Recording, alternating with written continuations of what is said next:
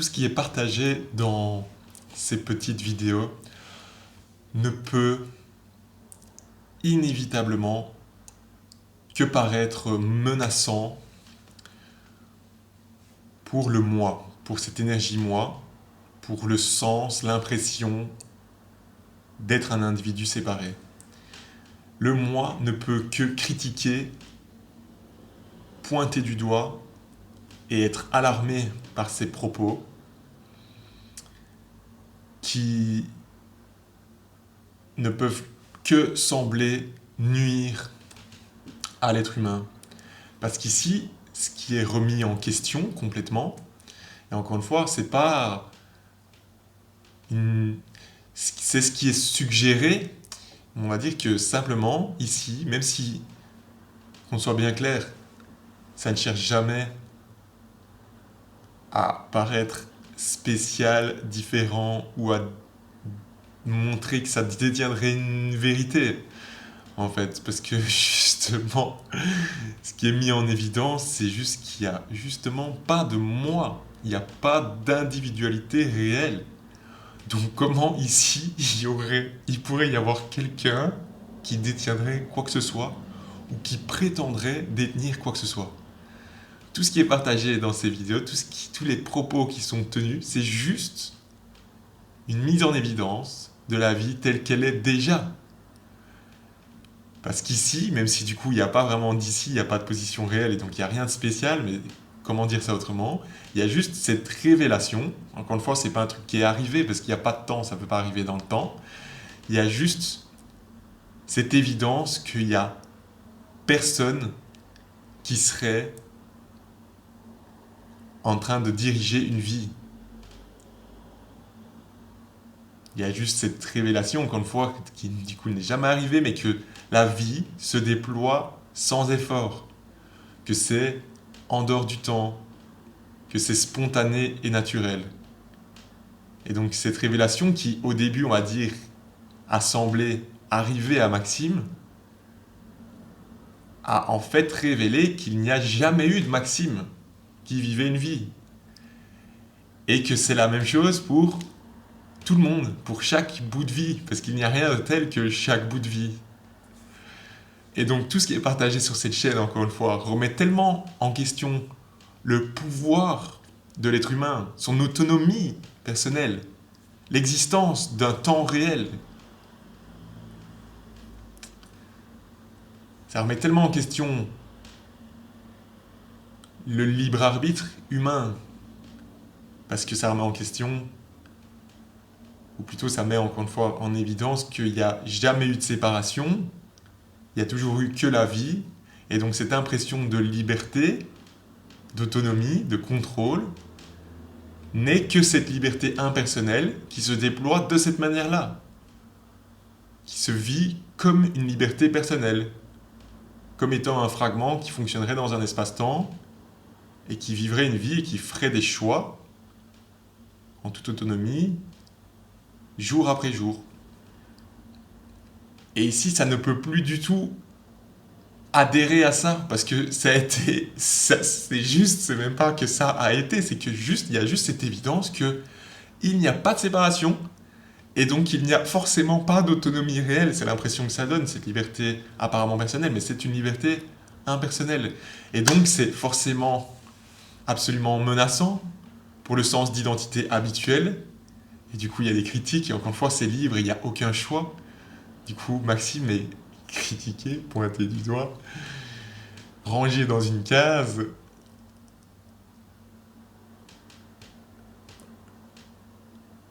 Forcément, quand soi-même on se vit être quelqu'un, bah, les autres sont quelqu'un et donc on peut les ranger dans des cases. Ici, il y a juste cette évidence qu'il y a juste la vie qui suit son cours en fait. Et donc, cette vie qui suit son cours, bah, elle suit son cours partout. Mais donc, il n'y a pas de partout parce qu'il n'y a pas réellement d'espace. Il n'y a que la vie qui suit son cours, cette liberté impersonnelle. L'être, c'est tellement en dehors de l'espace et du temps. Il n'y a tellement pas de séparation, tellement pas d'individualité réelle et donc tellement pas d'autonomie réelle que ça ne peut pas critiquer ou juger ou en vouloir à qui que ce soit qui critiquerait ce qui se dit sur cette chaîne parce que c'est cette liberté impersonnelle, il n'y a aucun choix. Mais donc forcément que c'est menaçant, parce que le moi, il veut rester en contrôle. Il veut maintenir sa toute-puissance. Et mettre en évidence l'absence de séparation, l'absence de dualité, c'est couper le moi à la racine. Ce truc qui prétend vivre une vie, être à part, être en full contrôle, full autonomie et gérer sa vie, est remis complètement en question. Et donc cet ego, ce sens du moi, qui n'a jamais été là, mais qui prétend être là, et donc ça semble quand même bien réel, tant que ça se vit vraiment être moi, être quelqu'un, ça semble très réel, et ça semble tellement réel que du coup, tout ce qui va à l'encontre du vécu, je suis moi, je vis ma vie, je fais mes choix, c'est moi qui suis en full contrôle, je fonctionne dans un espace-temps, tout ce qui va à l'encontre de ça,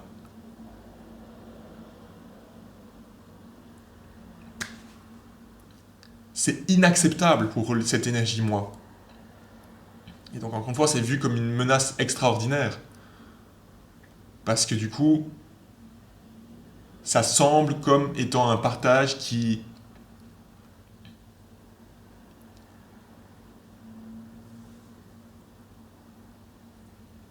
ça semble dangereux parce que c'est comme si ce partage, tout ce qui est dit sur cette chaîne, était vécu comme disempowering. Comment on dit ça? Enfin, c'est comme si, encore une fois, ça enlevait le pouvoir du moi. Et que du coup, c'est vécu comme waouh, ce genre de vidéo, c'est dangereux parce que les gens vont arrêter peut-être à cause de ça, vont arrêter de faire des choses où ils vont avoir l'impression que c'est tellement sans espoir qu'ils vont abandonner ou qu'ils vont plus assez prendre leur vie en main parce que justement ici ça dit qu'il n'y a jamais eu personne pour prendre sa vie en main. Mais ce qui est extraordinaire, c'est que c'est déjà comme ça. Mais le moi se vit tellement comme le centre du monde qu'il est persuadé que la vie qu'il vit vivre est une vie personnelle. Alors qu'il n'y a jamais eu rien de personnel dans cette histoire. Ça a toujours été spontané et naturel. Donc encore une fois, ce qui est dit sur cette chaîne, c'est rien de spécial. C'est juste une mise en évidence de la vie telle qu'elle est déjà.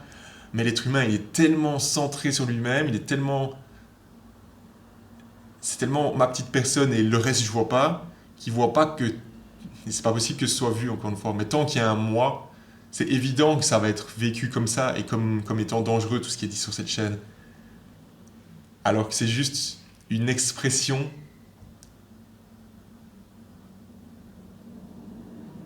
de cette liberté impersonnelle, de ce mystère. Et donc ça cherche pas à aider qui que ce soit, ça prétend pas détenir quoi que ce soit, ça conseille pas, ça prétend pas avoir de vérité.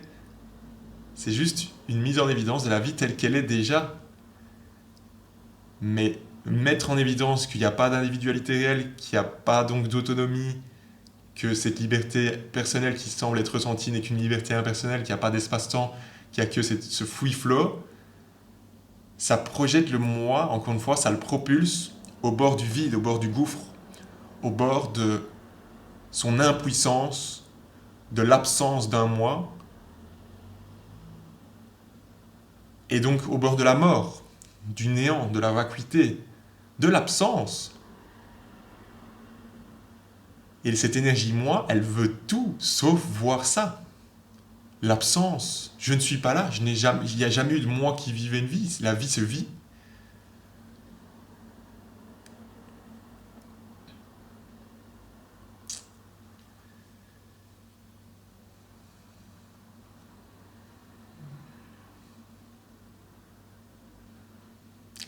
Si on veut, encore une fois, même si c'est pas réel, parce qu'il n'y a que cette liberté impersonnelle, c'est déjà libre et ça a besoin d'aller nulle part d'autre si c'est vécu comme je suis moi, je vis ma vie. Mais l'être humain, sans s'en rendre compte, en se vivant, être à part, c'est pas possible de s'en rendre compte tant qu'il y a un moi, c'est tellement évident que je suis là, il y a moi, je vis ma vie. Et il n'y a aucune autre possibilité qui puisse être envisagée. Mais cette évidence d'absence d'un moi, et que la vie se vit sans effort, et que du coup c'est comme ça, c'est juste comme ça met justement, ça met totalement, ça semble absurde. Comment est-ce possible de se vivre être moi qui vis ma vie? Donc si on veut, de ce point de vue, qui n'est pas un point de vue, parce qu'il y a juste tellement que la vie, mais ici, ben ça semble tellement absurde de se vivre comme une personne qui vit sa vie. Même si, encore une fois, ça a semblé vivre sa vie comme ça, ben, la plus grande partie. Mais du coup, cette révélation, qui n'est pas un événement qui n'arrivera jamais, parce qu'il n'y a déjà pas d'individualité réelle, cette révélation,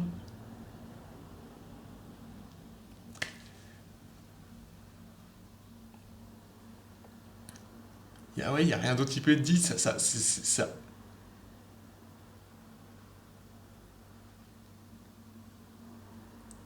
révèle que la vie a tant d'humour, quoi, que la vie est capable de tellement s'oublier à travers la forme qu'elle oublie. Il n'y a pas d'oubli, parce qu'il n'y a déjà pas quelqu'un qui aurait pu oublier. Il y a déjà tellement que la vie. Mais la vie se prend tellement pour quelqu'un, au cœur de beaucoup d'êtres humains, que du coup, ce qui est partagé sur cette chaîne est vu comme menaçant. C'est extraordinaire. Tellement le sens du moi, de cette énergie moi qui prétend vivre une vie et être en contrôle, est présent, c'est menaçant de remettre ça en question.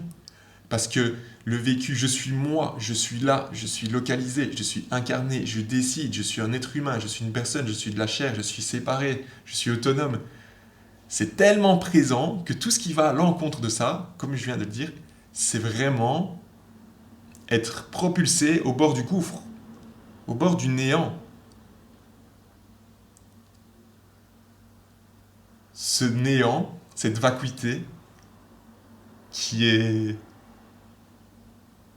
salvateur, salvatrice, parce que en se vivant uniquement comme le centre du monde, comme étant moi, encore une fois, bah, ce moi, il vit dans une réalité sujet-objet, artificielle, et cette réalité naturelle n'est plus, est comme perdue de vue, tout semble artificiel, solide, séparé de moi. Et comme ça a déjà été dit, c'est comme une sorte de prison. C'est pas réel parce qu'il n'y a que la liberté, mais du coup, c'est impossible autrement que du coup, si la vie est vraiment vécue comme je suis moi, tout ce qui se dit ici est inaudible, inaudible. Et il faut faire tomber Maxime. il faut, il faut alerter. Parce que c'est très dangereux ce qu'il dit. Il dit il y a personne qui n'a pas d'individualité réelle, que la vie se vit toute seule. C'est... Attends, si les gens le croient, ils risquent leur vie. Leur vie ça va plus tourner rond, ça va plus tourner comme il faudrait. Enfin, ça va plus, parce que les gens vont plus vivre si réellement ils croient ce qu'il dit. Mais c'est juste que la vie se vit déjà sans effort. Il y a déjà personne qui la vit, c'est déjà comme ça.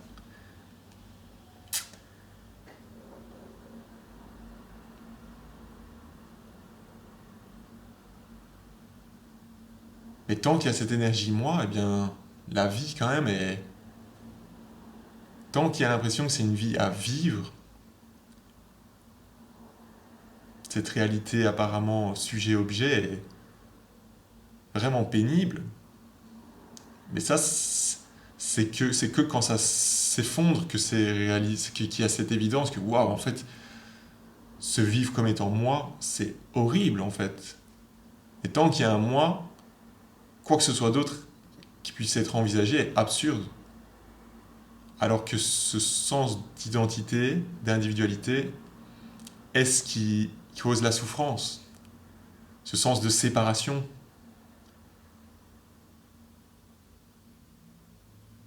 Parce que sans l'impression de séparation, bah, il y a juste la vie qui coule. Et ça, il y a toujours eu que la vie qui coule, parce qu'il y a, peu importe à quel point c'est vécu réel, ce sens de la séparation, de l'individualité, de l'autonomie personnelle, est une illusion. Donc il y a toujours eu que la vie qui coule.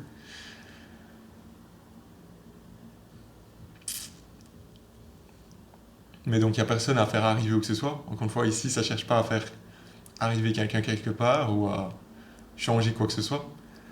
La vie telle qu'elle se déploie est complétude. Il n'y a rien qui doit changer.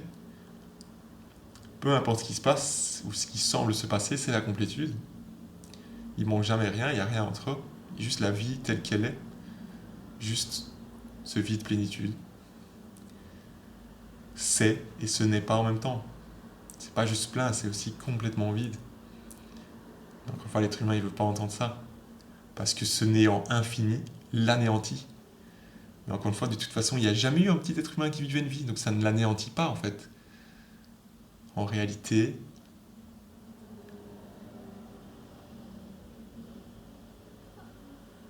il n'y a rien qui soit anéanti, il y a simplement ce néant plein de lui-même. Et donc,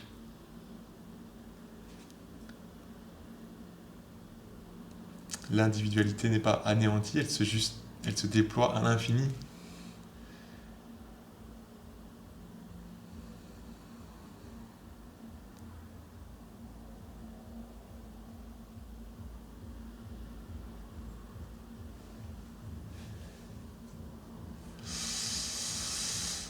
Ah,